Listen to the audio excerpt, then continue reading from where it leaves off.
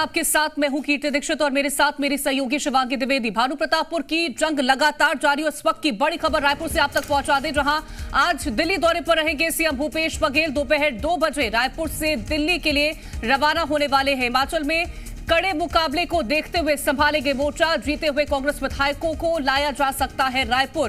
तो हिमाचल के ऑब्जर्वर बनाए गए हैं मुख्यमंत्री भूपेश बघेल और इसी बदौलत दिल्ली के दौरे पर आज आ रहे हैं।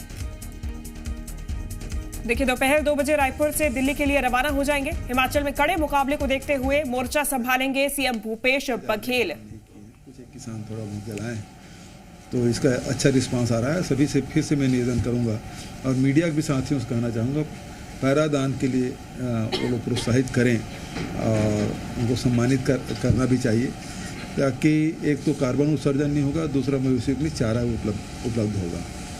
आप लोगों की तरफ से कोई सवाल हो? मुलाकात के दौरान ऐसी कोई बातें जिसको आप शेयर करना चाहें, ऐसी कोई समस्या जिसका निदान किया होता?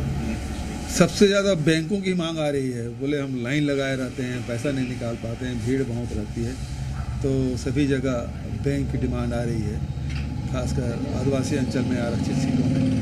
तो हाँ, हमने घोषणा की है और खासकर जो देवभोग और बिंद्रानगर इलाके में बिजली की जो लो वोल्टेज की समस्या बहुत पहले से बनी हुई है, पिछले समय भी स्वीकृत किया और 1-1.5 महीने के अंदर में जो इंदिरा गाँव को जो सब स्टेशन है वो संचालित हो जाएगा, तो उससे काफ़ी कुछ राहत मिलेगी और मैं समझता हूँ कि लो वोल्टेज की समस्या वहाँ ख़त्म हो जाएगी। पहले राउंड से ही सावित्री मंडावी आगे चल रही हैं, क्या बताते हैं ये नतीजे? ये बताते हैं कि सरकार के प्रति लोगों को विश्वास कायम है और दूसरा ये है कि वहाँ मनोज मंडावी जी के जो किए हुए कार्य हैं उस पर मुहर लगी है। भाजपा दावा कर रही थी इसमें, भाजपा दावा कर रही थी कि हम बढ़त में रहेंगे, हम जीतेंगे, लेकिन दूसरे नंबर पर भी नहीं है, वो तीसरे नंबर पर पहुंची। भारतीय जनता पार्टी कड़ी संघर्ष कर रही है दूसरे और तीसरे स्थान के लिए। ये विधानसभा चुनाव 2023 का आगाज माना जाए। 2023 के तभी शुरुआत नहीं किए हैं, लेकिन हाँ, ये उपचुनाव लगातार जितने उपचुनाव हुए हैं कांग्रेस अच्छे मार्जिन से चुनाव जीती है, तो जनता का समर्थन लगातार सरकार पर बनी हुई है, ये बात पर लक्षित हो रहा है। आपने सरायपाली में भी भेंट मुलाकात का दौरा किया है। उस क्षेत्र की एक पुरानी बहुत मांग रही है कि जिला बनाया जाए सरायपाली को, इसको लेकर आप?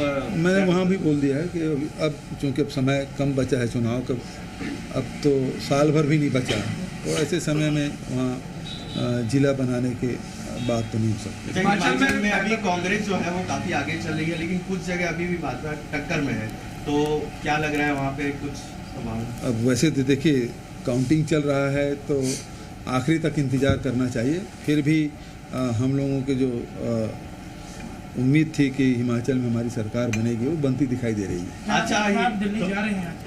हाँ, जाऊँगा। हिमाचल जा सकते हैं? हाँ, हिमाचल ही जाऊँगा क्योंकि वहाँ पर्यवेक्षक नियुक्त किया गया है। अच्छा, कुछ हॉर्स ट्रेडिंग का मामला कुछ ऐसा हो सकता है क्या? विधायकों को नहीं, यहाँ तो नहीं लाएंगे, लेकिन हाँ, अपने साथियों को तो संभाल के रखना पड़ेगा, क्योंकि भाजपा कुछ भी कर सकती है, किसी स्तर पर जाती है। अच्छा, गुजरात में सर काफी आगे दिखाई दे रही है भाजपा, कांग्रेस जो है वो 52 सीट जो है वो पीछे दिखाई जा रही है और आप भी जो है वो 8 सीट लाने में कामयाब रही, तो 8 के आसपास। जो आप पार्टी कहते थे ना कि कांग्रेस बिल्कुल साफ आपकी सरकार बन रही है, तो वो तो ख़त्म हो गया, लेकिन काउंटिंग के आखिरी तक की इंतज़ार हम लोग करना चाहिए। जैसे मैं हिमाचल के बारे में बोला कि आखिरी तक इंतज़ार करना चाहिए, क्योंकि किस क्षेत्र का पेटी खुला है ये पता नहीं रहता, तो फिर दूसरे राउंड तीसरे राउंड में अंतर आता है। और गुजरात तो बड़ा प्रदेश है और काफ़ी राउंड होंगे, 20 राउंड के आसपास या उससे ऊपर के राउंड होंगे, 24 शायद राउंड होंगे। तो और हिमाचल में छोटे छोटे कॉन्स्टिट्यूंसी हैं, मतदाता भी कम है, तो वहाँ जल्दी रिजल्ट आएगा। गुजरात का रिजल्ट बाद में आएगा, तो हम लोग आखिरी तक इंतजार करना चाहिए। आम आदमी पार्टी लेकिन लगातार डेंट कर रही कांग्रेस को, इसकी कोई रणनीति होनी चाहिए राष्ट्रीय स्तर पर? वो धीरे धीरे अब सब लोगों को पता चल रहा है ये बी टीम है Bharatiya Janata party. Repo rate में जो है 4 साल के उच्च स्तर पर है, रेपो रेट जो है 4 साल के उच्च स्तर पर है और इस वित्तीय वर्ष में 5वीं बार जो है ये कर्ज जो है महंगा हुआ है। तो लोग अब कर्ज नहीं ले पाएंगे, इसका मतलब ये हुआ, हतोत्साहित होंगे। तो वित्त संभल नहीं रहा है वित्त मंत्री जी से, ठीक है।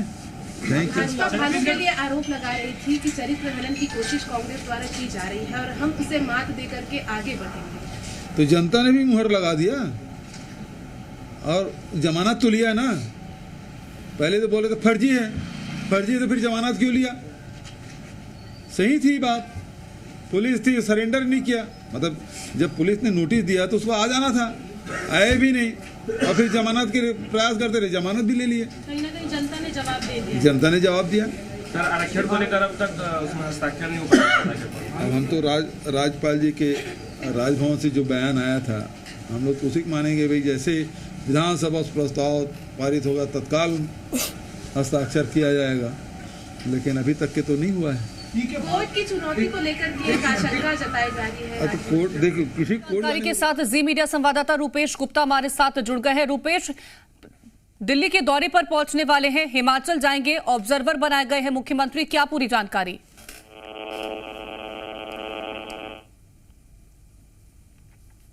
अब थोड़ी सी राहत नजर आ रही है, क्योंकि जाहिर तौर पे जो हिमाचल के ईसीआई के जो आंकड़े हैं वो ये बता रहे हैं कि कांग्रेस की बढ़त जो है धीरे धीरे बढ़ती जा रही है। पहले जो कांटे की टक्कर नजर आ रही थी, परिस्थितियां उससे अलग हैं, तो शायद उतना दबाव ना हो। लेकिन ये बात तय कि चूंकि कांग्रेस को ये डर है कि हिमाचल में भाजपा ऑपरेशन लोटस कर सकती है, और इसी के मद्देनजर कांग्रेस के चूंकि ऑब्जर्वर बनाए गए हैं भूपेश बघेल, तो वो जाएंगे वहां से दिल्ली में।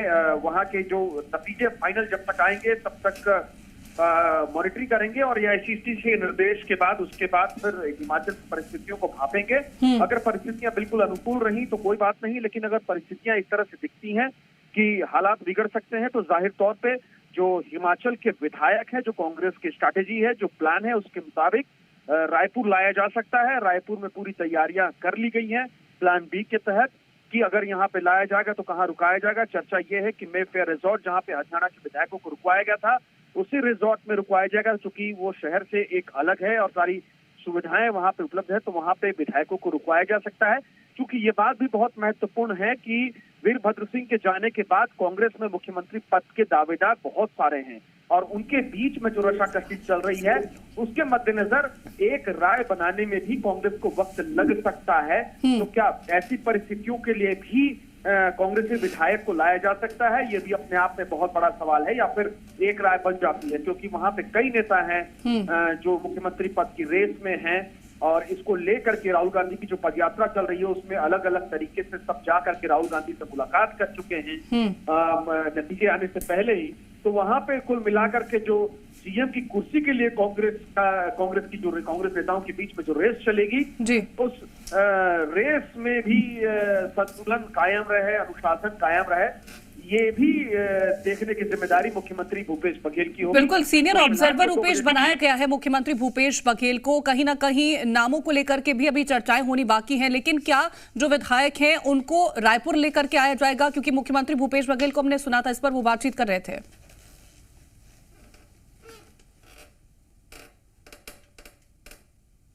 हमने देखा था कि मुख्यमंत्री भूपेश बघेल दिल्ली गए थे, लेकिन जैसे नतीजे विपरीत आए फिर वो वापस लौट आए थे।